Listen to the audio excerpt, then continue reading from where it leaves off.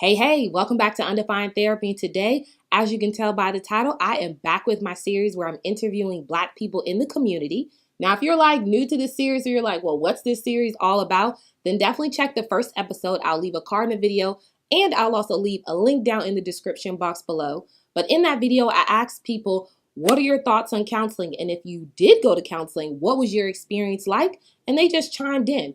So I wanted to also ask the question, why do you think Black people don't go to counseling? Of course, as with the first episode and this second episode, I myself as a therapist and as a regular human being have my thoughts on it, but I wanted to give you guys a different perspective. I wanted you to hear from other people to see if you aligned with some people, if you had different thoughts from them. I still just wanted to be authentic about mental health in the community. So without further ado, we're going to jump on into it. But before we jump on into it, if you're new to this series and you like these type of videos, then definitely don't forget to like this video. Also, don't forget to subscribe down below so that you never miss a video here. And if you're already a supporter and a subscriber here at Undefined Therapy, then I want to say thank you so much.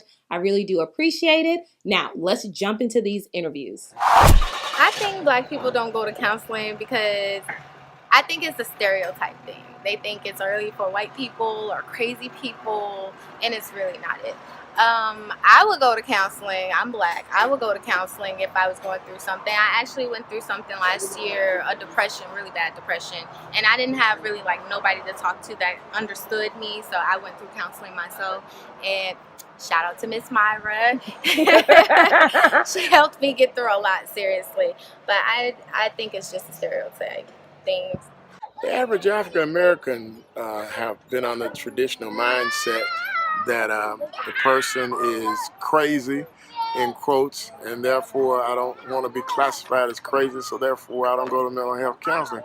When in actuality, people have done it who were not trained but done it on their own for years anyway. Big mama, papa, uncle, grandmother, granddaddy, somebody, they share some kind of advice, and sometimes they may have done some therapeutic counseling and didn't know they were doing it on a common layman level. So that's one of the things. And then some people didn't know insurance would pay for it. So insurance pays for it, but no one, if they do, they don't want anybody to know that, hey, I need help. So everybody needs help in some form or fashion.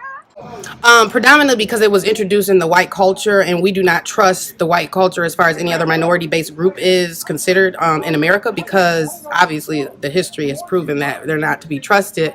Not a whole, just because of some of the things that some of them have done. So it is in the other culture's mind that we don't need this. This is not something you need. You're just telling your business so somebody can hurt you later, and they're collecting data. If more Black people knew that there were therapists like me that look like them, that could, speak their language, that they didn't have to change who they were, do you think more people would come? Most definitely. I really do. I do feel that. Because it's, like I said, the first thing that pops in your head is the stereotypical Hollywood scene of some white guy or a white female sitting there in a chair, and you're laying back, like facing him and not facing him.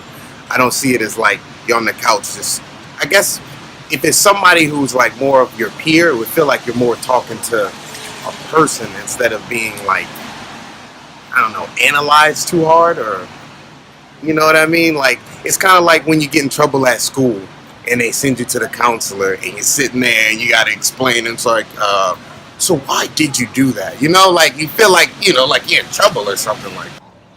Because they're not helping them. Talking to a person, giving your opinion is not help. You need help, actually. You need places where they can go. Counseling, you're getting paid for counseling. They said I need counseling, but talking to somebody ain't going to help you. I just feel like they need programs to fund the programs to actually get you help. Because you can go talk to anybody, that ain't going to help you.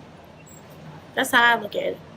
I think it's like a, how do you say? I think it's more like something that people like us, not me personally, but how we feel, they think it's not for us, not for our, ethnicity. They think we don't do things like that. We handle it inside the family, and a lot of times that doesn't work. And that's why we have a lot of problems in our family, because we don't reach out and, get the appropriate help in which we need.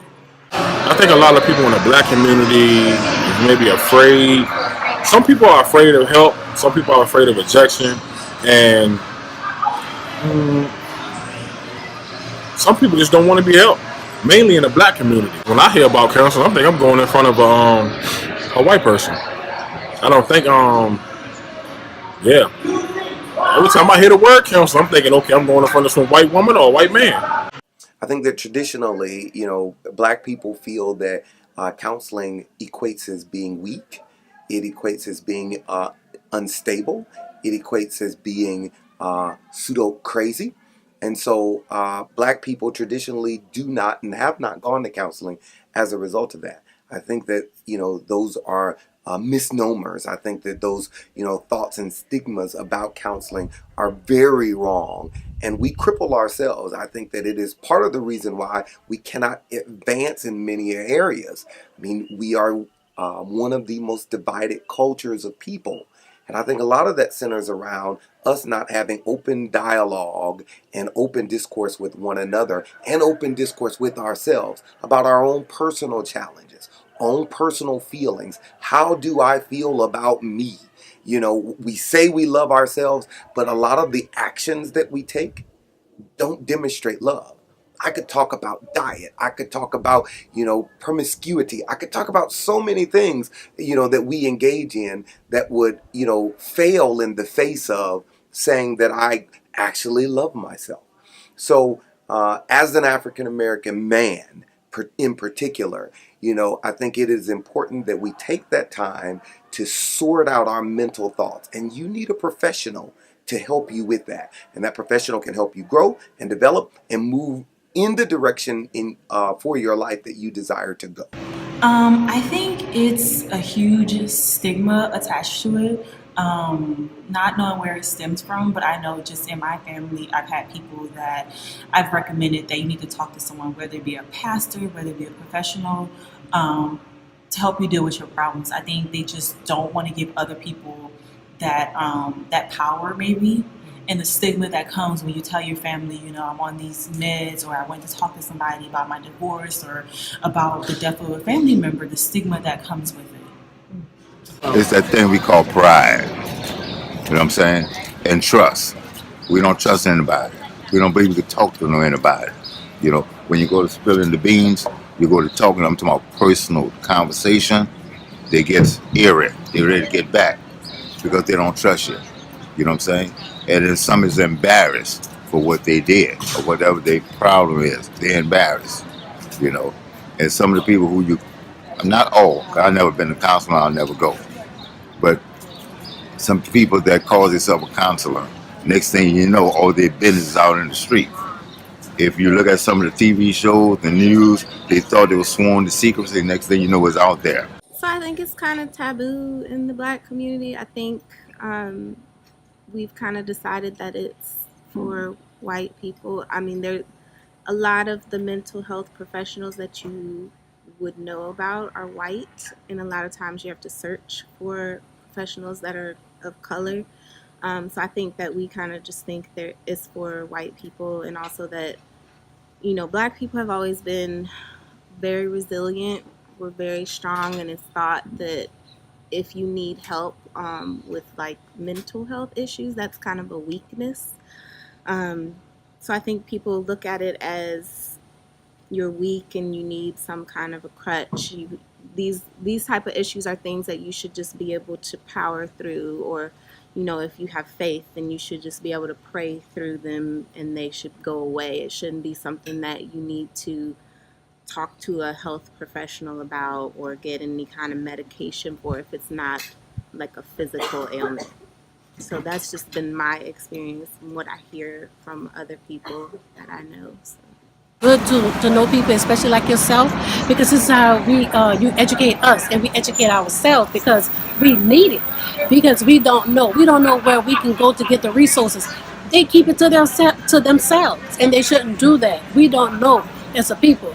We don't know a lot of things, and then we don't have that unity like we should, because we're afraid of each other. We're afraid that we're gonna hurt each other, but not really if you just take that chance, because everybody needs help. We're not perfect.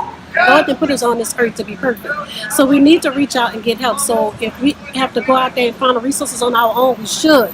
Because our kids, they go through different traumas and different things. Everybody is, God didn't make us alike. So everybody have their own little different thing that's going on with Probably need more acceptance, because a lot of people don't accept the fact that they're sick or that it's a problem, and so they look down on it a lot. So people don't want to say, well, I'm having a problem, or I feel some type of way, or I'm hearing stuff, because if people, oh, she crazy or he crazy or whatever. Embarrassment. Most other cultures are racist. I guess they feel, and most of them can afford it. So the black community, some of them can't. They're kind of taught to deal with it on their own. So I think the most is admitting that you have a problem and not wanting other people to know you have a problem. Now, do you feel that more black people would go to counseling if they knew there were black therapists? Yes, I do. They'll probably feel at home. It's kind of like having a doctor that's a female checking on a female versus a male on a female. So, yeah, I do. Our culture was just, taught to not, that is looked at as a bad thing, and just not being able to afford it as well. Like, it's other things that's affordable in the community, but counseling is kind of expensive depending on your age range, and a lot of people look at it as a bad thing, or that you're crazy, or they don't know what you're talking about, you're just trying to get money from, they're just trying to get money out of you. But I think it's a good, helpful way. So that concludes the thoughts on why don't black people go to counseling. Also, don't forget to share this video so that it brings awareness to others. You never know how hearing other people's thoughts can definitely influence them. And of course, come back for the third episode where I ask people, well, if somebody else was watching this video and they were afraid to go get help, what would you tell them? If you want to know, you definitely want to come back here to Undefined Therapy. So as always, I'm Rashonda Carey, and I'll see you next time.